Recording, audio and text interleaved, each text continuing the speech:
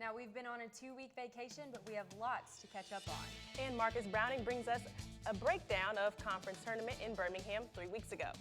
And finally, WKU football has a special guest for spring ball. Find out who and more tonight on The Extra Point.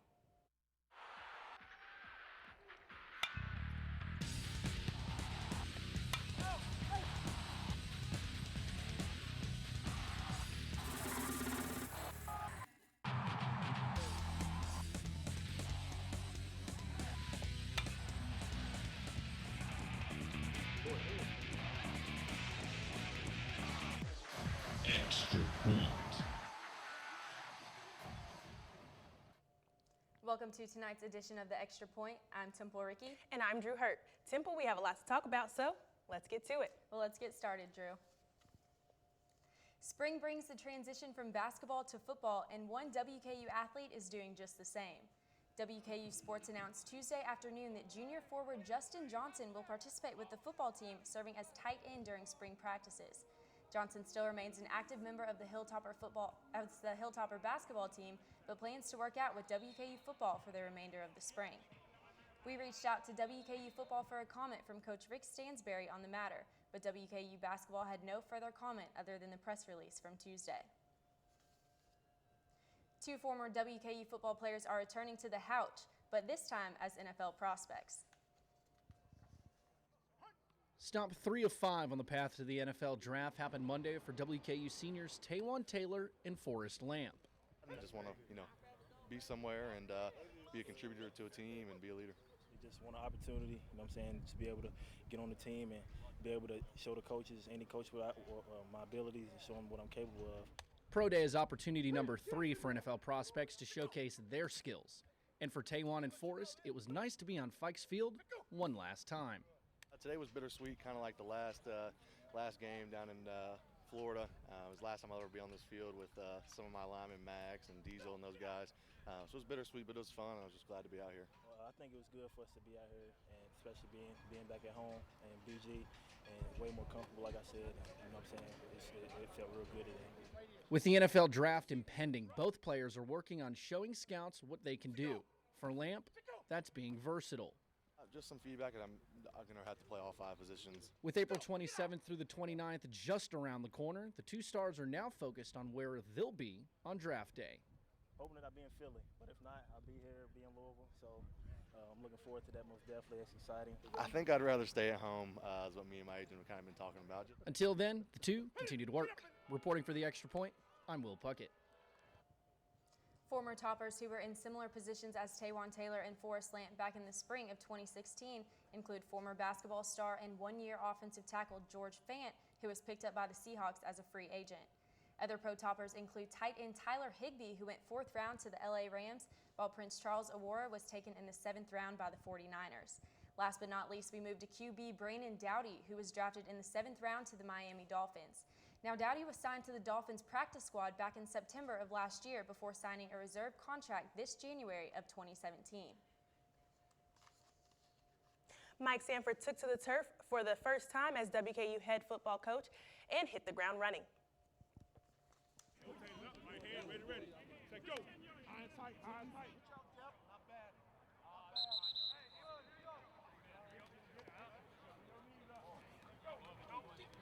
There's a lot of changes for these guys. Let's be quite honest. It's the very first time they've gone through practice with that style, that tempo. And I don't even really know, honestly, what practices were like before. But I'll tell you what, they certainly were pretty good because these guys came out and really bought in and flew around.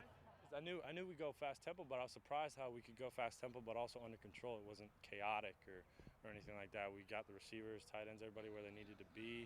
We ran the plays. We executed fairly well for the most part. And it was definitely some good stuff we put on film.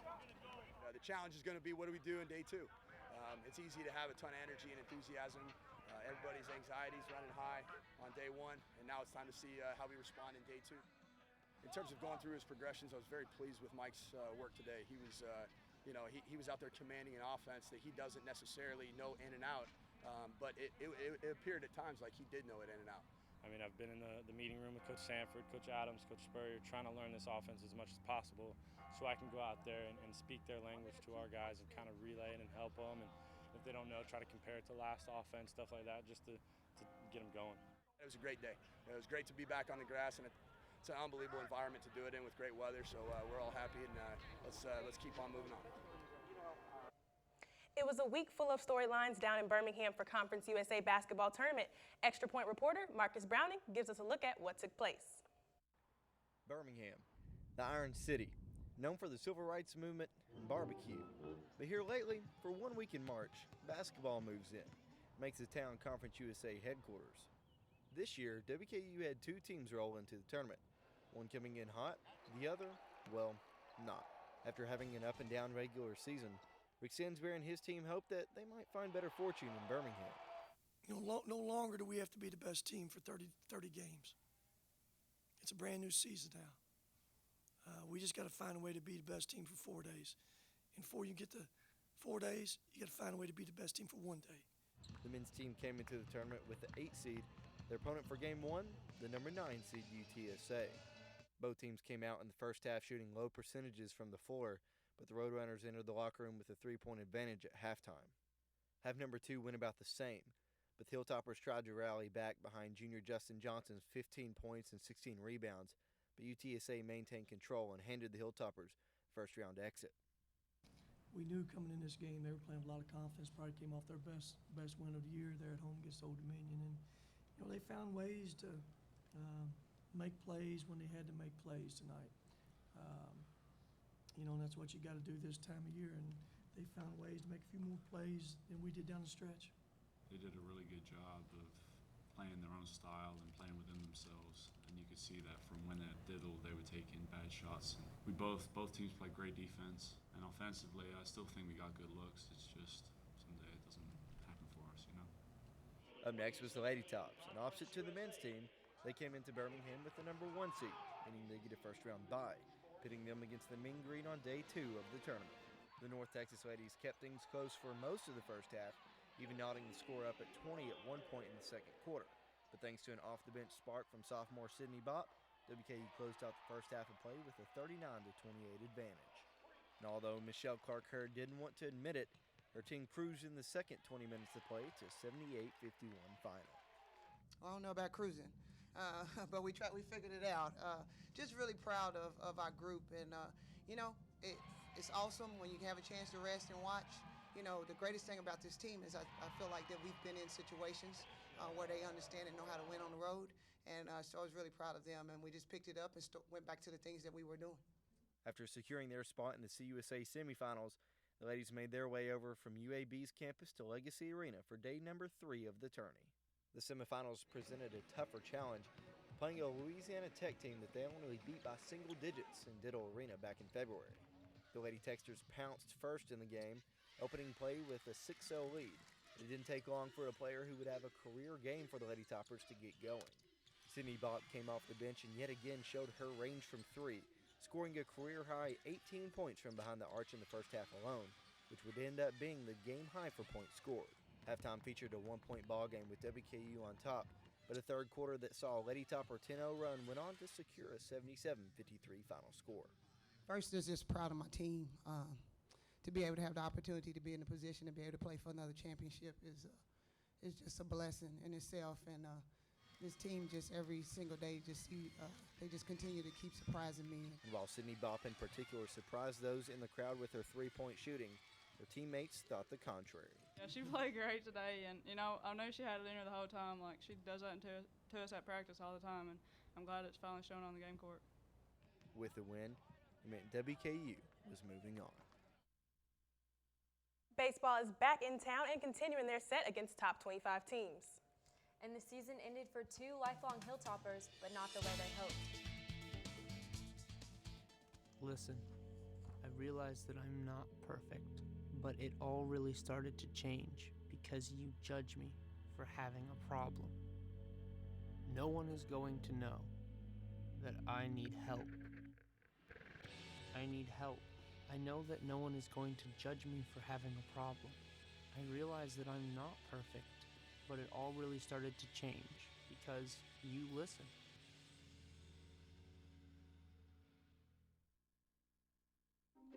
It's fine that other people like you. It's more important that you like yourself.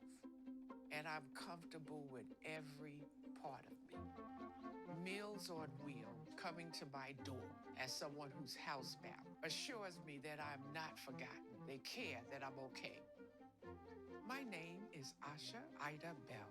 America, let's do lunch. Drop off a hot meal and say hello. Volunteer by donating your lunch break at americaletsdolunch.org.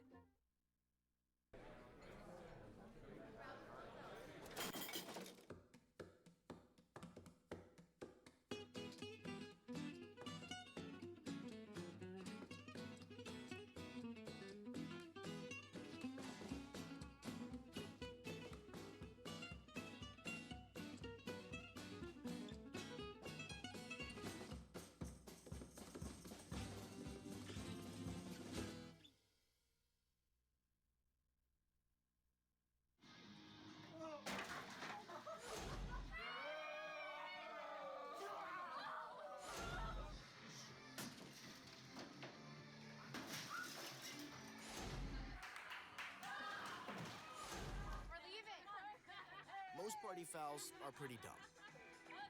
But if you decide to drink and drive underage, you could lose your license and your freedom. Underage drinking and driving. The ultimate party foul.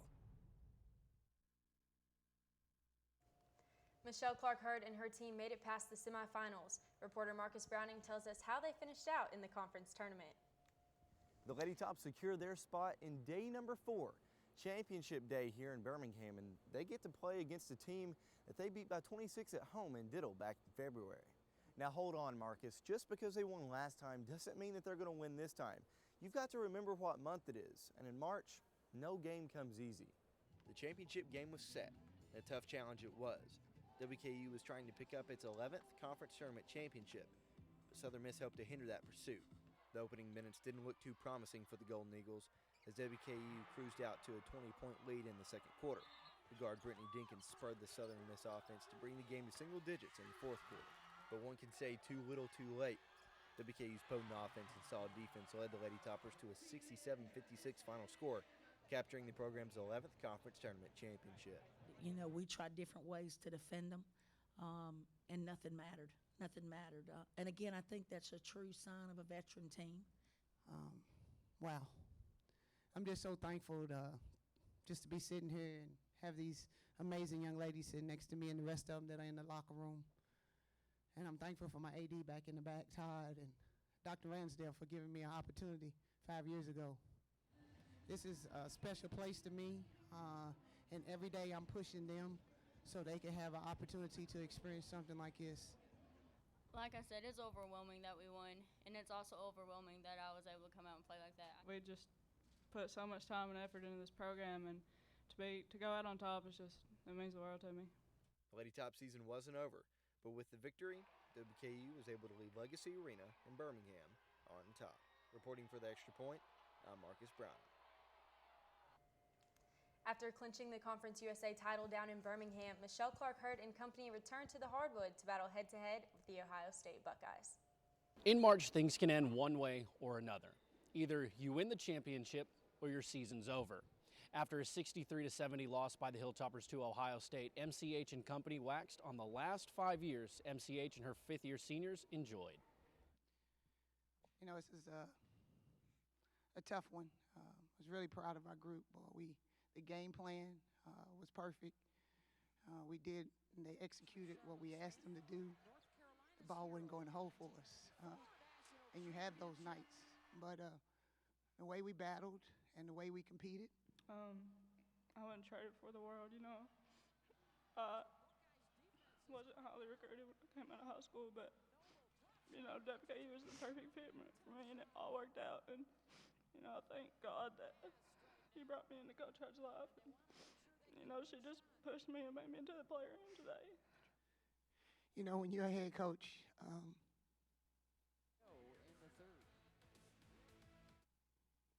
you wish your career you could have a player that believed in you so much and just did whatever you asked her. And for a player that's as special as Kendall Noble, who every day comes to work and does everything you asked her, The Lady Tops, who lived and died by the three all year, died by the three tonight as they couldn't get one to fall when they needed it most. Thanks, Will. The ladies fell 63-70, ending their season with a 27-7 record. Now, while down in Birmingham, WKU basketball head coach Rick Stansberry answered why his future at WKU is set for years to come.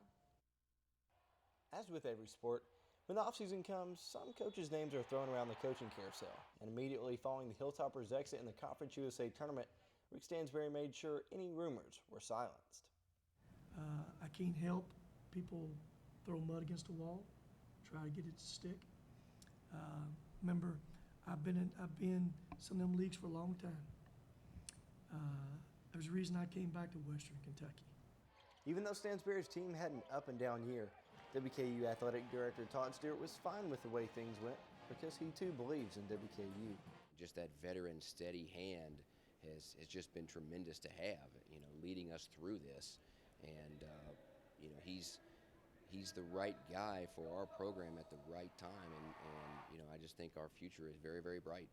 In a season with many ups and downs, Stansberry stood tall and always looked for a bright side. One thing I've done all year long, you guys know this, I've always tried to find this silver lining. All I wanted was an opportunity this year to compete. And for Stewart, to him, that's meant the world. It's just immeasurable the positive impact that he's had on our program. Now for Stansberry, he says he's not content with where WKU basketball is at and says it's getting better every day. But if you ask me, are we better off this April than we were last April? You guys know the answer to that. For sure, and we got to keep getting better off every April. That's where we're at. And that getting better starts now. For the Extra Point, I'm Marcus Browning. One future Hilltopper is already receiving recognition. Five-star recruit Mitchell Robinson was in Chicago earlier this week for the McDonald's All-American Game. Tuesday was Media Day, followed by a scrimmage featuring an explosive alley-oop dunk by the 18-year-old. He came back Wednesday with the same mentality, scoring over top player Jack Vaughn. Mitchell played for 13 minutes and ended the game with 14 points, 3 rebounds, 2 blocks. The game ended with Robinson's team losing 109-107 against the West. While most eyes are on Mitchell Robinson coming to the Hill, this year's recruits are joining five-star athlete have helped make quite a recruiting class. In addition to Mitchell Robinson, small forward Josh Anderson, as well as the state guard Tavion Hollingsworth, have also signed with Hilltoppers. Following Avery's successful Kentucky Sweet 16 effort, Jake Omer received an offer from Rick Stansberry and opted to commit to WKU as well. The 4 players make up the 12th best recruiting class in the nation. They mainly work behind the scenes for the men's basketball team. However, they do get some hit on the court and show their skills against other athletic managers. And their skills put them to the #1 spot. WKU men's basketball managers will head to Phoenix Convention Center to compete in the Elite 8 of the NCAA Manager Games. The teams competing in the tournament are Dayton, Georgia, Michigan, Missouri, Texas, and Missouri State. The games will begin tomorrow afternoon. Now, Temple, my jaw kind of hurts. That must mean we have another jaw-dropping play this week. Can't wait, Drew. But before, let's take a look at what's happening on the NIC this weekend. Let's do it. Thomas, you've got pre-diabetes.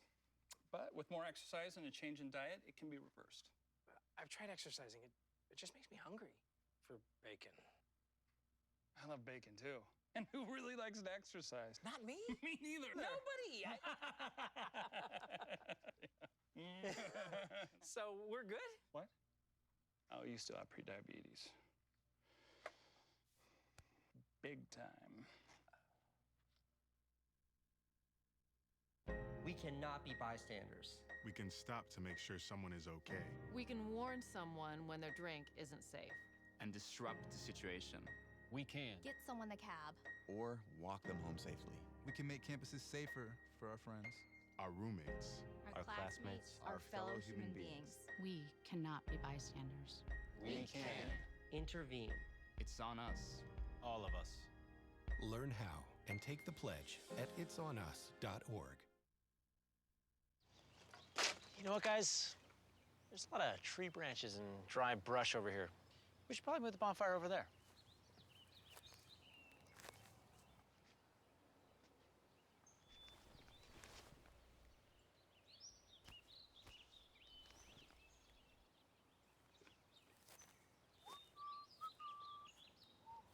I'm guessing Smokey liked that idea.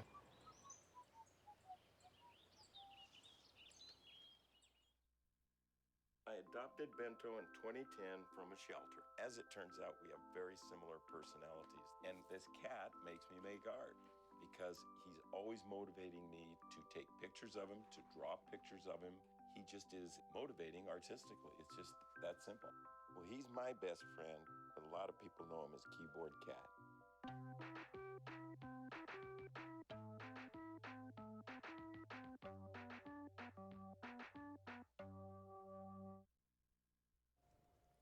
The Tops left their home turf and traveled to Bowling Green Ballpark to take on in-state rival and number 19 seed Kentucky. The Wildcats got out to a 3-run lead early in the third and added an RBI in the fourth, putting them up 4-0. Despite hits from WKU's Hunter Wood, Thomas Peter, and Caleb Duckworth, the Hilltoppers weren't able to overcome the 4-run deficit and lost with a final score of 4-3. The Tops packed their bags and traveled the 100 miles of hate for a weekend series against Middle Tennessee.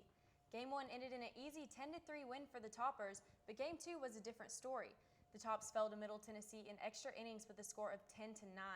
The last matchup of the series resulted in a career-best pitching performance from Evan Acosta, leading the Tops to a 4-2 conference win. With just a 2-day break, the Tops returned to the field at Jim Patterson Stadium to take on the number 2 ranked Louisville Cardinals.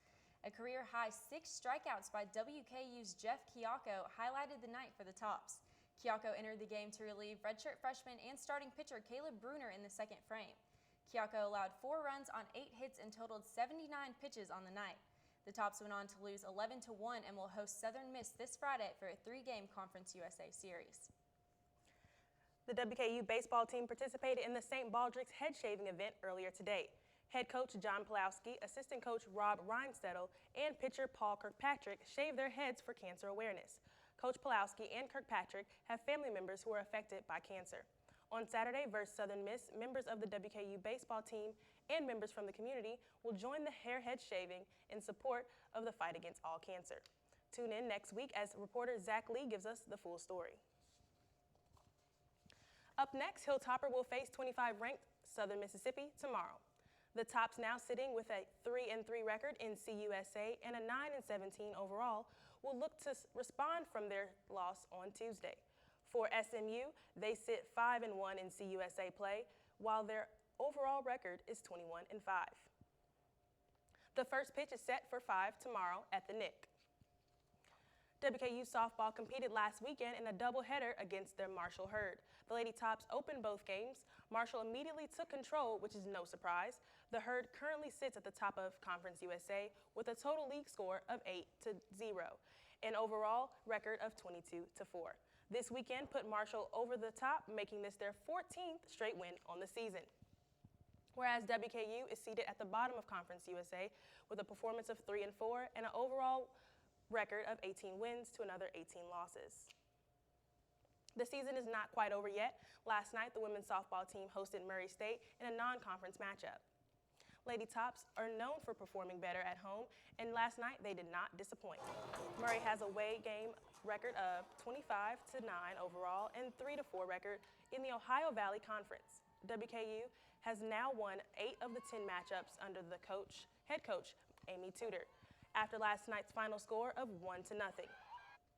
The ladies are expected to play UAB in a doubleheader at home in a cross-division Conference USA matchup. The first game is Saturday at 1 p.m. Now stick around as we go for 2. And I bet you all thought we left out our hero on the hill this week. Well, Drew's going to run and get the capes as we set up to name a handful of heroes. Hi! You think you're probably sober? Yeah. But you're thinking about taking the back roads home, just in case. If you're probably sober, then why would you do that?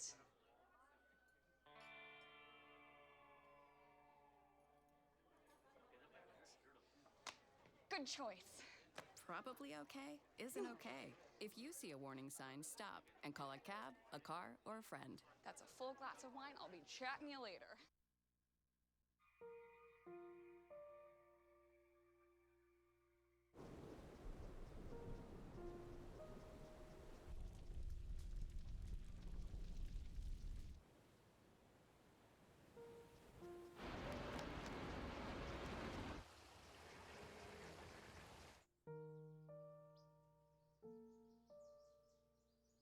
Don't wait. Communicate. Make your emergency plan today.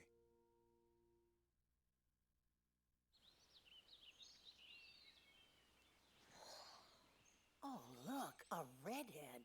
Staring contest.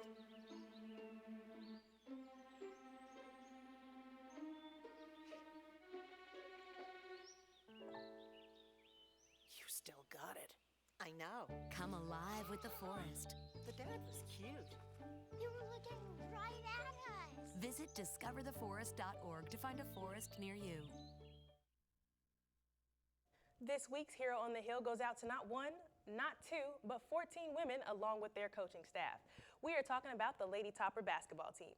This past season, the Tops were an impressive 16-2 in Conference USA. The program is the first league history to sport multiple first-team selections 3 seasons in a row. Junior forward Ivy Brown achieved first-team Conference USA honor along with senior guard Kendall Noble. Now, this is Noble's 3rd consecutive year to make the All-CUSA team and her 2nd season as a first-team selection. Joining her fellow topper in the recognition is junior guard Tasia Brown, who claimed a 2nd-team honor. Overall, the Tops went 27 of 7, making them this week's Hero on the Hill. Now it's that time of the show where we bring you something that is guaranteed to drop your jaw. And we're not talking about Malik Monk. So let's go to the Elite 8 game between Kentucky and North Carolina. We have a pass to Briscoe to Monk. It's up and good for 3, tying the game 73 all before UNC brings the ball up coast to coast. We have a little dish off right here to May. May shoots it up. It is good for a nice 15-foot jump shot. Now you see that there was 0.3 left on the clock, but it doesn't matter. UNC will take that win and move to the Final Four with a nice win over UK. Here we have the team celebrating a little bit, but let's skip forward to see what Coach Roy Williams had to say about the win. Didn't know anything about this water routine in the locker room, so right now I'm soaking wet, but it's the best daggum bath I've ever had with my clothes on. And it was a great feeling. I thank my teammates so much and my coach for putting me in that situation, and I'm just very blessed to have this opportunity. Saturday is April Fool's, but who will have the last laugh? This is the first time Gonzaga and South Carolina have made it to the Final Four. Both teams play tough offensively. But how will the Bulldogs compete against the 6'7" guard, Sindarius Thornwell? Thornwell is known for his physicality and versatility, which leads me to the question, who will be the second wing scorer for Gonzaga? Nigel Williams-Goss performed well against Xavier last week with 23 points, 8 rebounds, and 4 assists. He will be the key player for the Bulldogs in order to head to the finals. Up next, we have Oregon versus North Carolina. Now, this is an exciting game with about 4 to 5 prospects in the NBA. This game will take place at the University of Phoenix Stadium, set time of 7:49 p.m. Now, continuing to talk about basketball, Final Four is coming up. What are your predictions for the games? I like both teams. I'm really excited about the South Carolina-Gonzaga. I really don't know. I'm really just happy that they're both in the Final Four this year. Yeah, no, they are both in this for the first time in school history, and as well, USC's women's team's also in it. But looking at the other side of the bracket, who do you think is going to win UNC-Oregon? I don't know. I'm going to say for UNC. How about you? UNC, I'll pick UNC so we can get a nice in-state rival. Maybe South Carolina will be there as well. But unfortunately, that's all the time we have for tonight. And as always, for the extra point, it's up. And it's good.